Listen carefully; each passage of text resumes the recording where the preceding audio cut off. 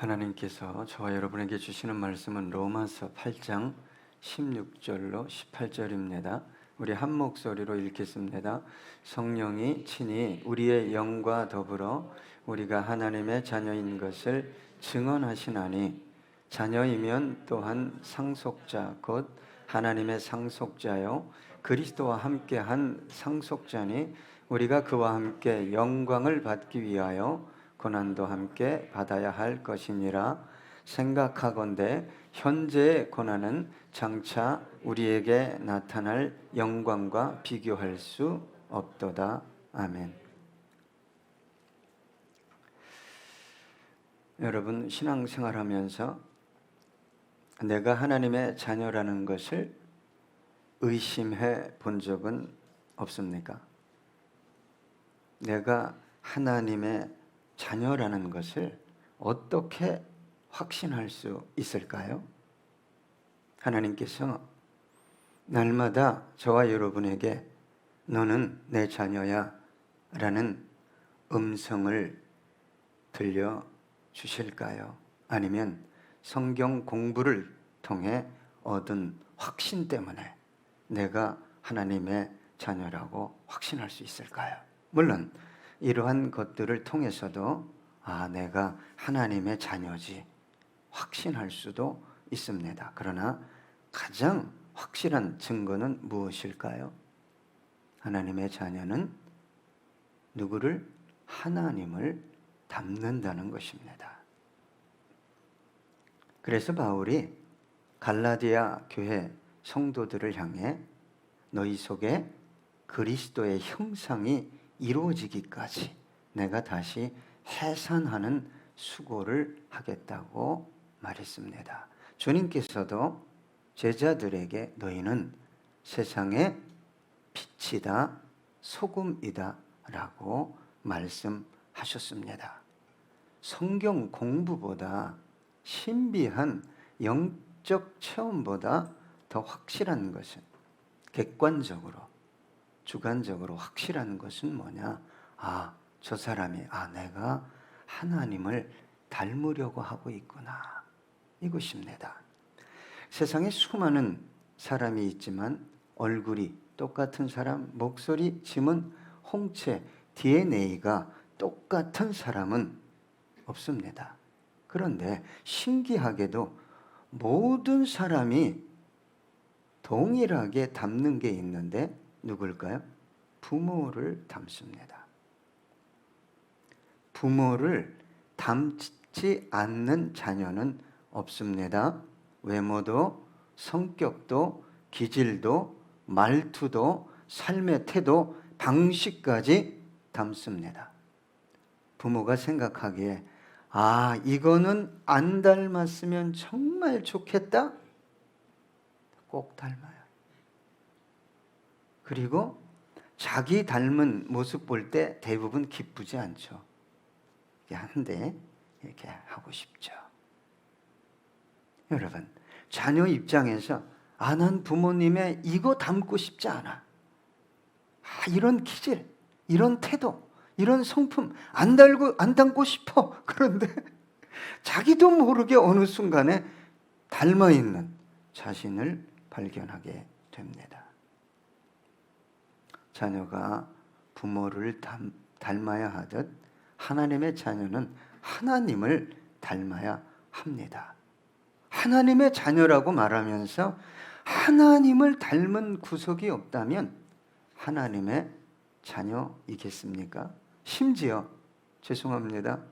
옆집 아저씨를 닮아가면 얼마나 힘들겠어요. 우리 자식이 자꾸 옆집 아저씨를 닮아가는 거야. 주님께서도 냉정하게 유대인들을 향해 이렇게 말씀하셨어요. 너희는 너희 아비 마귀에게서 났으니 너희 아비의 욕심을 너희도 행하고자 하느니라. 여러분, 주님의 메시지 상당히 냉정합니다. 오늘 본문은 저와 여러분이 하나님의 자녀라는 것을 확인할 수 있는 아주 분명한 증거를 제시합니다.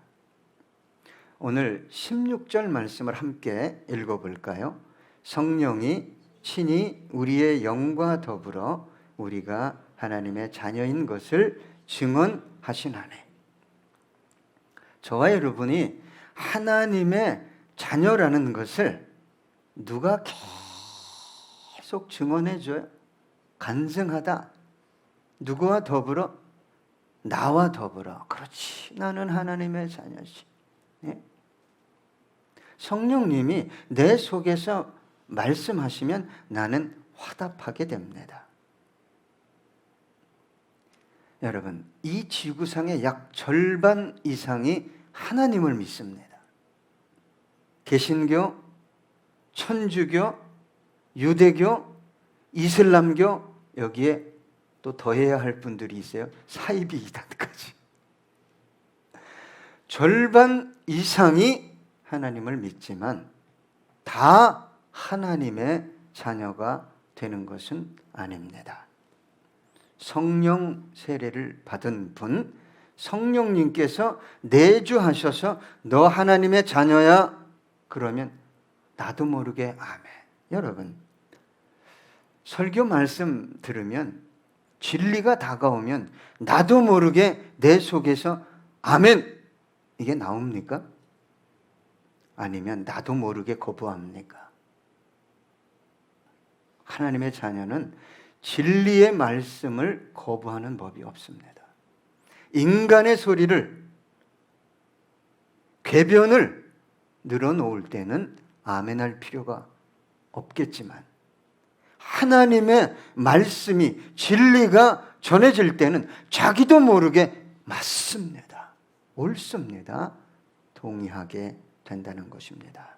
여러분, 성령님이 아니고서는 예수님이 나의 구세주입니다, 내가 하나님의 자녀입니다, 하나님을 닮아가는 사건은 일어나지 않습니다. 인간의 의지 노력으로 이런 일은 불가능한 것입니다.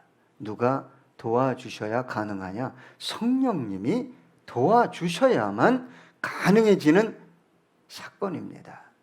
저와 여러분은 성령님을 모셔드리고 또한 성령으로 충만해야 합니다. 이 말은 성령님의 인도와 지배와 통치를 받으며 살아야 한다, 이 말입니다. 여러분, 언제 성령님이 저와 여러분의 육체 안에, 심령 안에 거하게 됩니까? 예수를 구주로 영접할 때. 이걸 더 구체적으로 얘기하면 거듭날 때입니다. 육으로 난 게 아니라 위로부터, 하늘로부터, 진리의 말씀으로부터 다시 태어날 때 성령님이 저와 여러분의 내면에 거하게 됩니다. 그런데 여러분, 많은 그리스도인들이 교회를 떠나 가난한 신자가 되는 이유 중에 하나가 무엇입니까? 다른 이유도 많겠지만 목회자가 잘못됐거나 교회에 안 좋은 부도덕한 일들이 있거나, 그러나 가장 큰 이유 중에 하나는 교회에서 가르쳐준 말씀대로 살기가 너무 힘들다는 거예요. 때로는 이렇게 생각합니다. 내 소유를 빼앗아 간다, 내 시간을 빼앗아 가고 자유를, 행복을 빼앗아 간다, 이렇게 생각합니다. 그렇기 때문에 예배를 드리고 성경 공부를 하면 할수록 신앙적인 딜레마에 빠지게 됩니다. 그렇게 살 수 없는데 예배만 드리면, 성경 공부만 하면, 제자 훈련만 하면 그렇게 살아야 된다고 강요하니까 너무 힘든 거예요. 특히 우리 자녀들이 이런 딜레마에 빠지는 경우가 허다합니다. 믿는 부모님들의 결정적인 실수 중에 하나가 너 말씀대로 살아야 돼, 이것을 강요한다는 것입니다. 심지어는 경제적인, 물리적인 압박까지 주면서 강요합니다. 물론 여러분, 말씀대로 사는 것이 바르고 옳고 좋은 것입니다. 하나님의 축복을 받는 지름길입니다. 그런데 말씀대로 살 수 있는 에너지가 전혀 없는 자녀들에게 너 말씀대로 살아야 돼, 강요하고 경제적으로, 물리적으로 압박을 가하면 이것은 은혜가 아니라 이제부터 율법이 되는 거예요. 죽이는 거예요. 그래서 내가 조금만 더 참자. 조금만 더 참고 내가 독립할 수 있고 내가 진짜 여유만 생기면, 경제적 여유만 생기면 튀어나가는 거죠.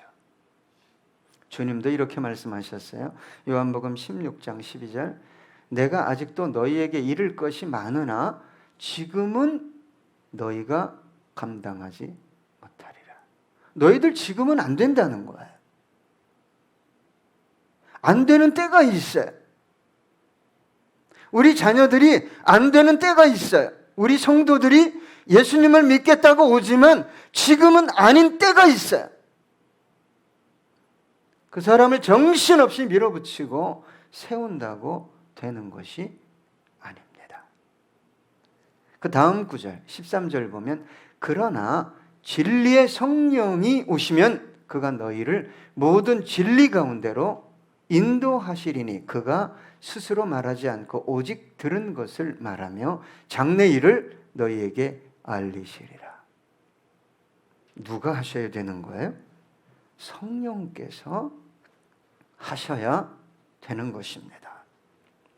자녀를 사랑하고 안타까운 마음에 그렇게 하는 것은 제가 이해가 되지만, 이러한 행동이 우리 자녀들을 신앙으로부터, 교회로부터 멀어지게 한다는 것을 인식하셔야 합니다.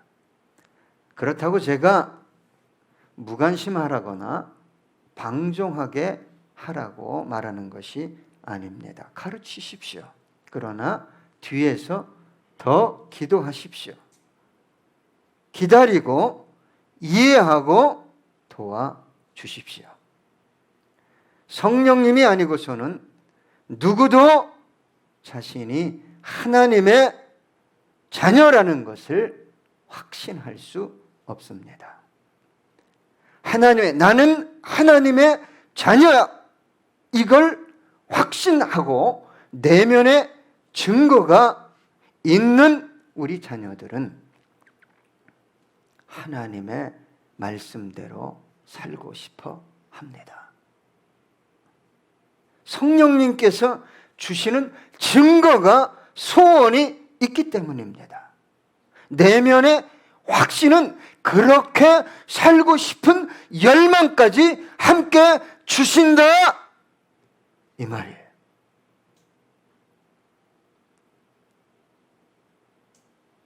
여러분, 제가 여러분 설교하지만 여러분 못 살 거 알아요. 그러면 일주일 내내 제가 무슨 기도할까요?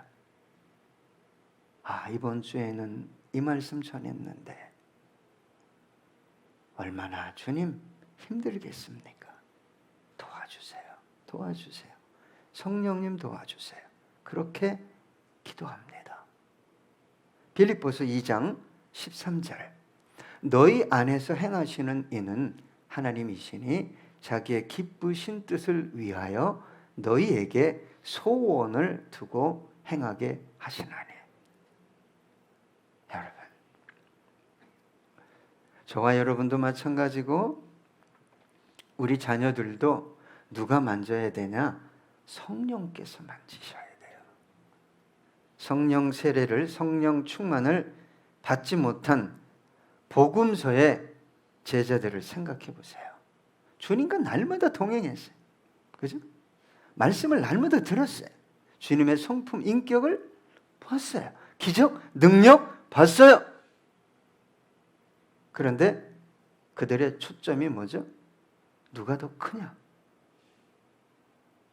누가 더 예수님 가까이에 있을 것이냐? 누가 보좌 우편에 앉을 것이냐? 좌편에 앉을 것이냐? 그래서 이 제자들이 한 일이 결국 뭡니까? 예수님 팔고 부인하고 멀리 도망가서 다시 뭘 잡았어요? 사람을 낚는 어부가 되리라 그랬는데 다시 물고기를 잡는 그 자리로 돌아가 버리고 말았습니다. 이들을 온전한 제자로 삼으시고 생명을 내던지는 순교자의 자리에 서게 하신 분이 대체 누굽니까? 성령님이십니다. 성격이 아주 급한 두 제자가 있었잖아요. 예? 엄마 모시고 와서 이 한 아들은 주님의 나라에서 우편에, 보좌 우편에 앉게 하시고 좌편에 앉게 하시고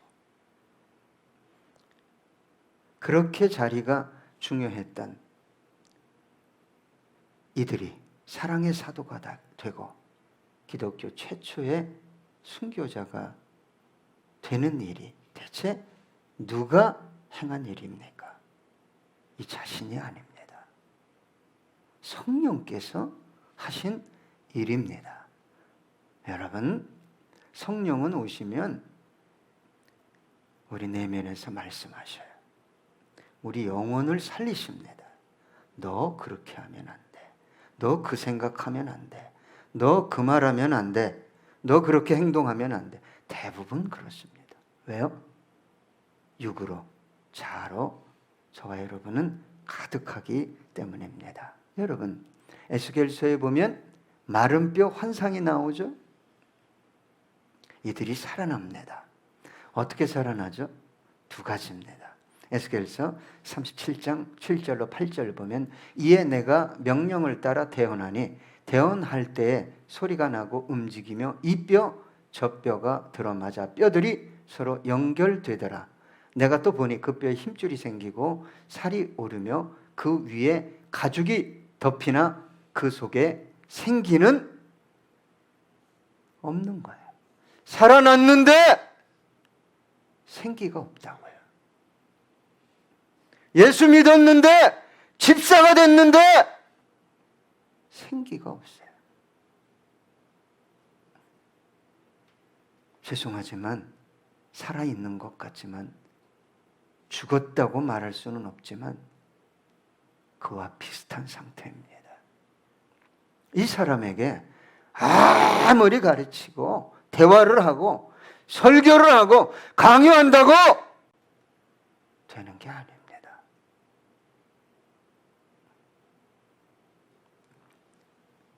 같은 장 9절과 10절 보니까 또 내게 이르시되 인자야 너는 생기를 향하여 대언하라. 생기에게 대언하여 이르기를 주 여호와께서 이같이 말씀하시기를 생기야 사방에서부터 와서 이 죽음을 당한 자에게 불어서 살아나게 하라 하셨다 하라.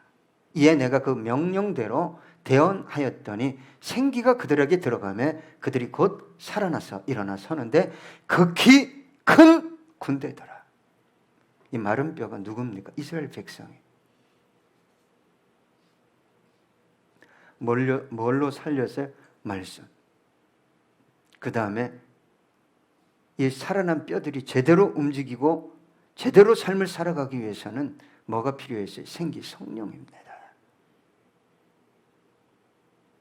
여러분, 누가 오시면 저와 여러분이 살아난다고요? 성령님이십니다. 성경 공부해야 됩니다. 제자 훈련도 해야 됩니다. 그런데 이렇게 보면 공부한 것 가지고 자기와 타인을 죽이는 사람이 있어요.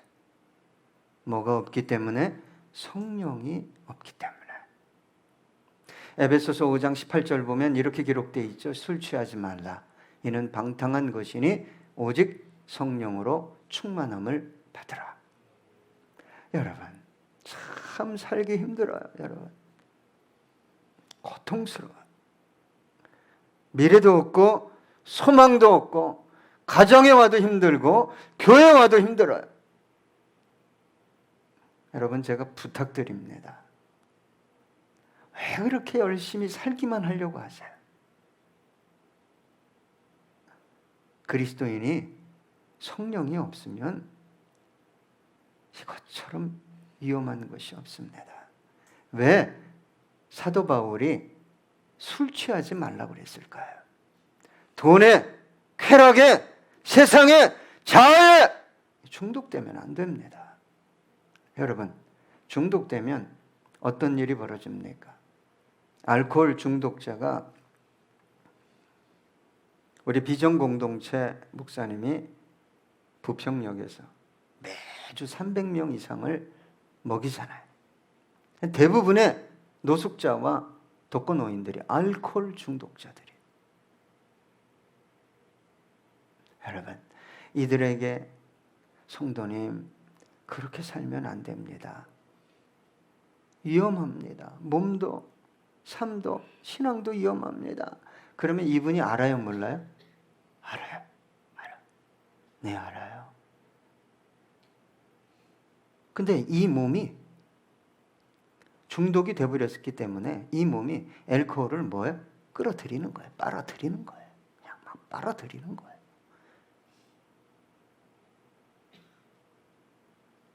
여러분, 정말 여러분은 그런 것들에게 중독되면 안 됩니다. 여러분, 일 중독. 예? 일 중독되면 안 돼요. 우리 주님이 24시간 일하는 거 기뻐하지 않습니다. 세상이 그렇게 돌아가고 있지만. 죽으라고 일하지 말고 적당하게 일하고 주님께 나와서 여러분 성령님을 구하세요. 술 취한 사람들의 특징이 뭐죠? 말이 헛나오죠. 방향을 못 잡습니다. 감각이 없어요. 그리고 이 술 취하면 평상시 안 하던 이 감정적인 어떤 언어들이 나옵니다. 성령 충만하면 똑같아요. 예? 헛소리가 아니라 은혜의 소리가 나와요. 자기도 모르게. 응? 감각적인 게 나오는 게 아니라 영적인 게 나와. 방향이 세상이 아니라 나그네 천성을 향해 방향을 잘 잡습니다. 희한한 일이에요. 오늘 17절 함께 읽겠습니다. 자녀이면 또한 상속자 곧 하나님의 상속자요 그리스도와 함께한 상속자니 그와 함께 영광을 받기 위하여 고난도 함께 받아야 할 것이니라. 저와 여러분은 하나님의 자녀지만 정식 자녀가 아닙니다. 예수 그리스도를 통해서 입양된 거예요. 입양.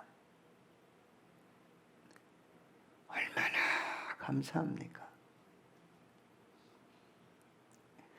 버림받아 마땅한 장돌배기였는데 저와 여러분을 입양하시고 호적의 생명책에 이름을 올렸어요.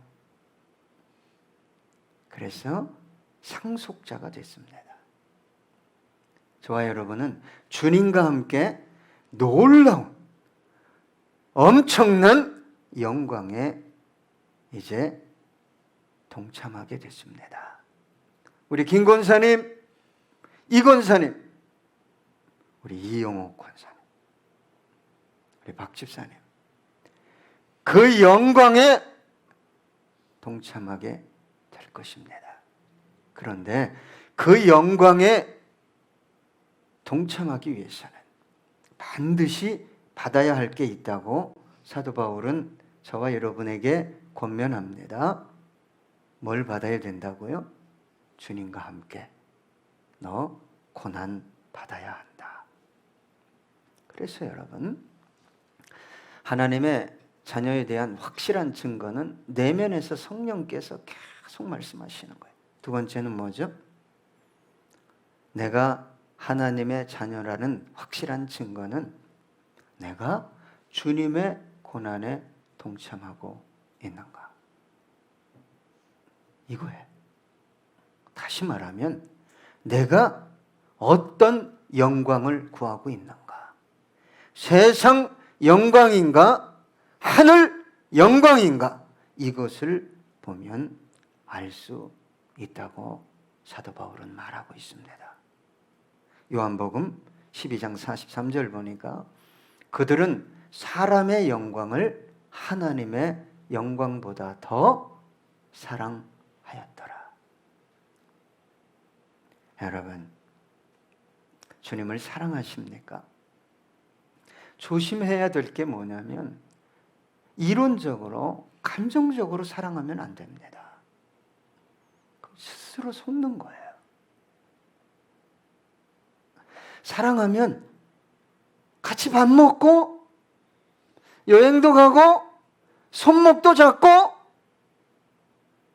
대화하고, 예? 같은 방 쓰고,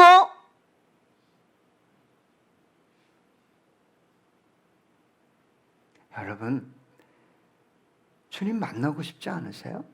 대화하고 교제하고.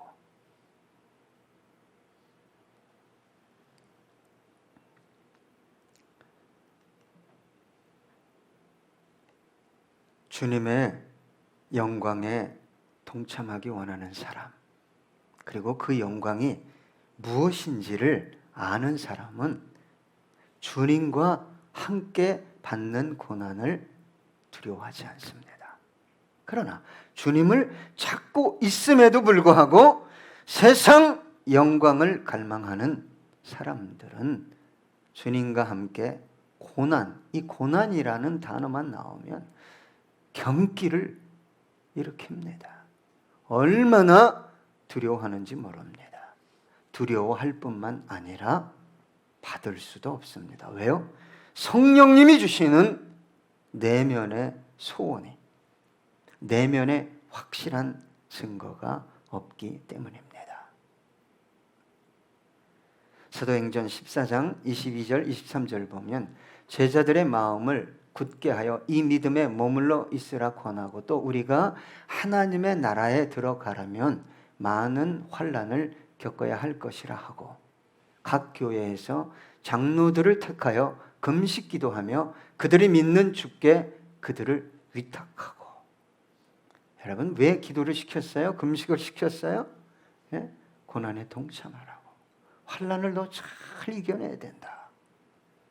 누가복음 24장 25절로 26절 보니까 이르시되 미련하고 선지자들이 말한 모든 것을 마음에 더디 믿는 자들이여 그리스도가 이런 고난을 받고 자기의 영광에 들어가야 할 것이 아니냐 하시고. 여러분, 예수님도 고난을 다 받고 영광에 이르렀거든. 이 시대를 살아가는 너무도 많은 그리스도인들이 고난 없는 영광을 위해 기도해요. 고난 없는 영광. 우리 주님은 도깨비방망이가 아닙니다. 이걸 아셔야 돼요. 저와 여러분은 세상 영광을 목말라 하는 사람들이 아니라 하늘 영광을 갈망하는 사람들이기 때문에 그렇게 사셔야 하는 겁니다. 주님과 함께 받는 고난은 누가 책임집니까? 주님께서. 누가 감당하게 하십니까? 성령께서. 때로는 피할 길도 예비하시고 우리를 인도하십니다. 우리는 욕심이나 욕망이나 정욕 때문에 고난을 당하는 사람들이 아니라 주님과 함께 누릴 영광 때문에 고난을 자처하는 사람들입니다. 오늘 18절 함께 읽겠습니다. 생각하건대 현재의 고난은 장차 우리에게 나타날 영광과 비교할 수 없도다. 여러분, 비교할 수 있는 게 있고 비교할 수 없는 게 있어요. 고난과 영광을 비교한다는 것은 불가능합니다. 여러분, 고난이라는 것은 때로 보이죠. 이 사람 고난당하고 있구나. 그런데 주님과 함께 누릴 영광이 보입니까? 보이지 않아요.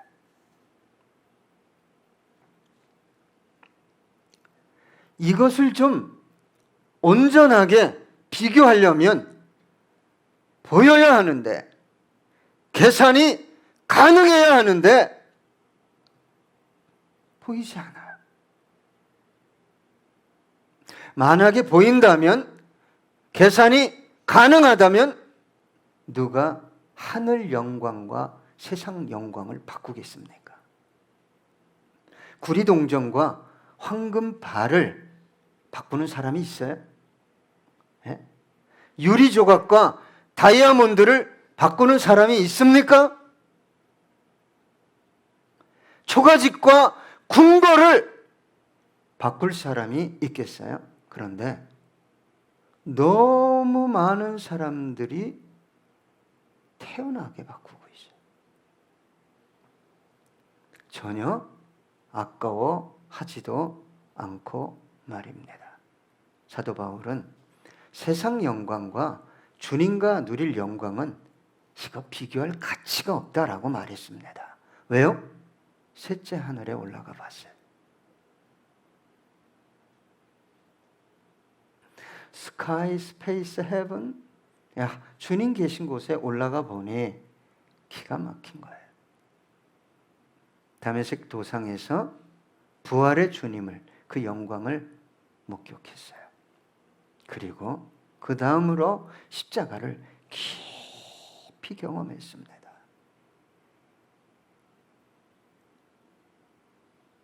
라스베이거스에서 좀 큰 목회를 하시는 저드 목사님, 이 목사님이 이런 간증을 했습니다. 한 여성이 주일날 일부 예배에 계속 나오는 거예요. 보통 일부 예배가 일찍 드립니다. 7시나 9시, 8시. 그런데 이 세이디라는 여인의 직업은 스트릿 댄서였어요. 라스베이거스에서 토요일 새벽까지. 가끔 영화에 보니까 그 춤을 추는 거.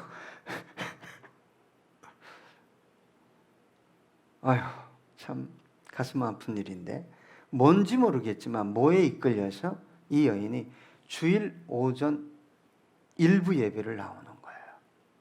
처음에는 먼 구석에 앉았대요. 근데 한 주 지나면서 한 칸 앞으로 와서 앉더니 어느 순간에는 강대상 맨 앞줄에 앉았다는 거예요. 그리고 말씀을 있는 그대로 받아들이더래요. 빨아들이더래요. 스펀지처럼, 어린아이처럼. 그런데 어느 날 이 세이디라는 여인이 저드 목사님을 찾아와서 저 세례를 받겠습니다. 저드 목사님이 예수님을 따르기로 결단하시면 그게 당신에게 어떤 의미인지 압니까? 이 세이디가 이렇게 얘기했습니다. 제 직업과 수입에 영향이 있을 것이고 제 삶 전체가 바뀔 겁니다. 목사님, 저는 준비되어 있습니다. 그래서 저도 목사님이 회개를 시켰어요. 회개해야 세례를 주죠. 그리고 세례를 줬습니다. 이 여인은 펑펑 울었죠. 그리고 저도 목사님을 포옹하면서 세 마디 했습니다. 감사합니다. 감사합니다. 감사합니다.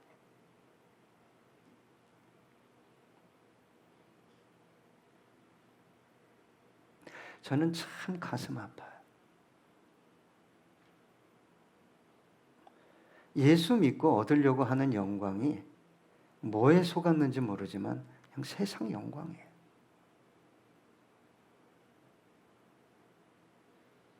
여러분, 모세와 복음서에 나오는 부자 청년의 차이가 뭔 줄 아십니까?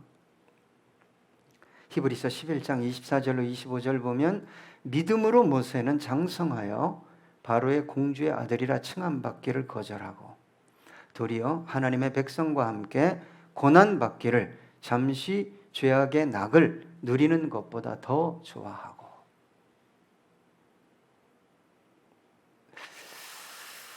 예수를 위해서 고난받는 것 조금만 요구를 하면 기겁을 합니다. 기겁을 해요. 경기를 일으킵니다. 왜요? 성령이 역사하지 않고 있기 때문에. 간단한 겁니다.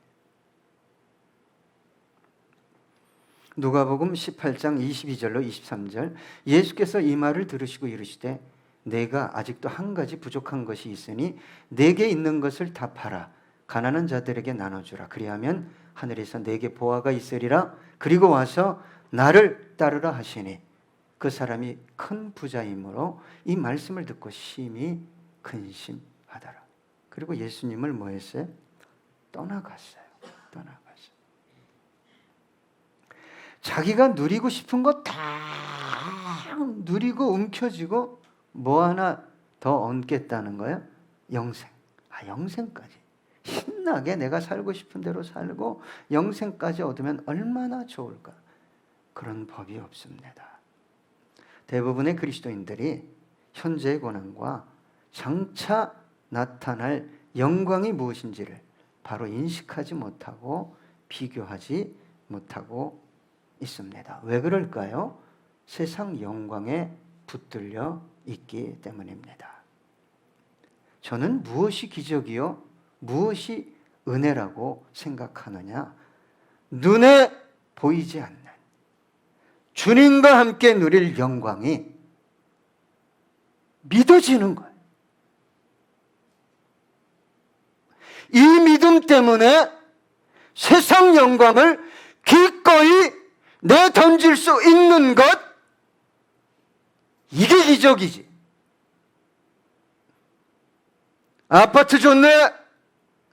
예, 있으면 좋죠. 이걸 와가지고 교회에서 간증해요. 뭐 좋네?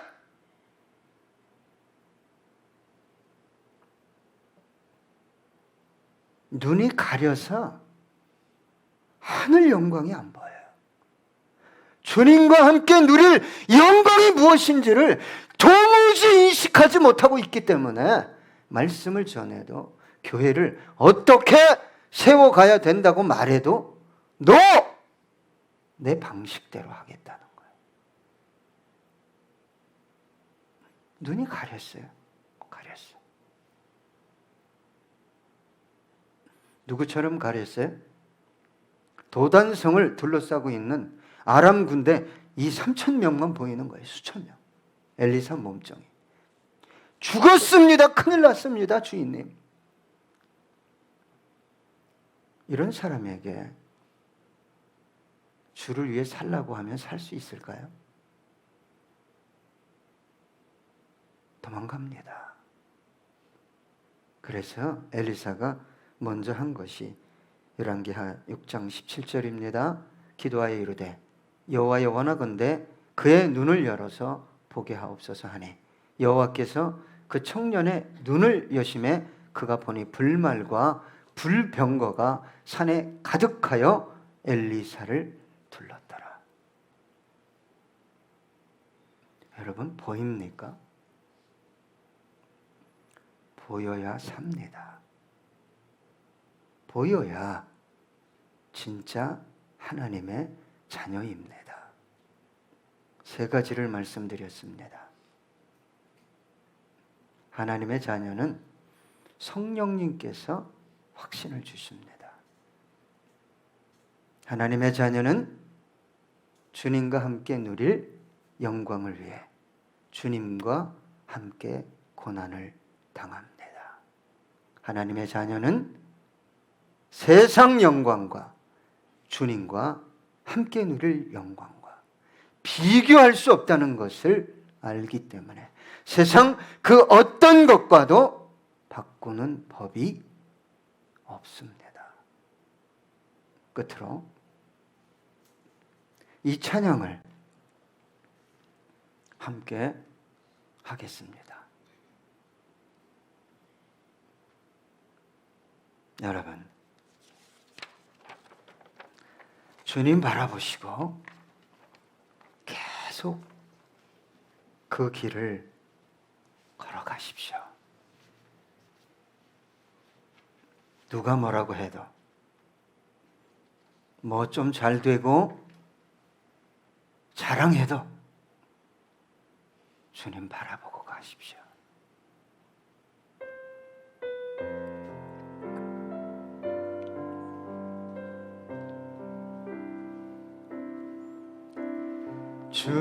주님 다시 오실 때까지 나는 이 길을 가리라. 좁은 문, 좁은 길,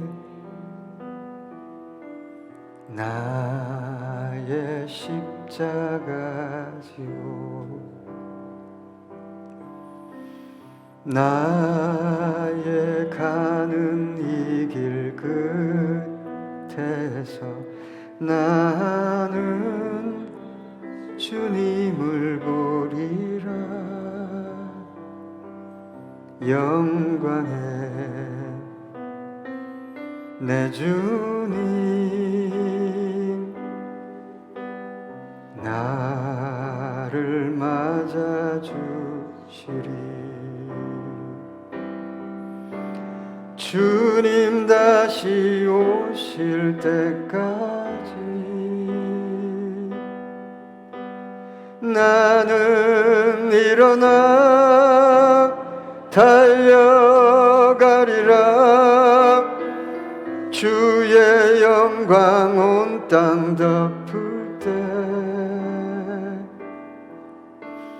나는 일어나 노래하리. 내 사모하는 주님 온 세상 구주시라.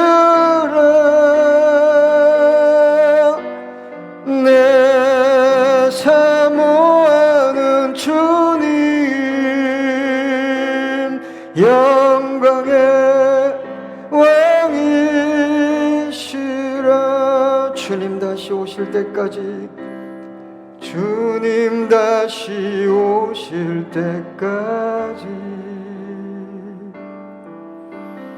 나는 일어나 달려가리라. 주의 영광 온 땅 덮을 때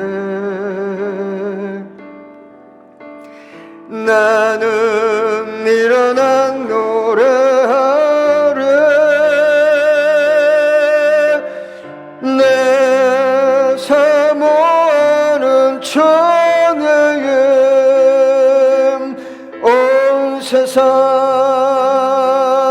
구주시라.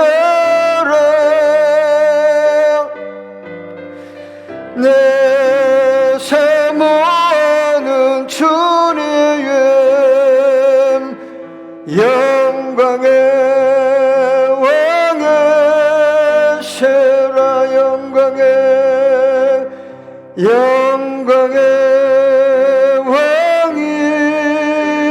왕이시라.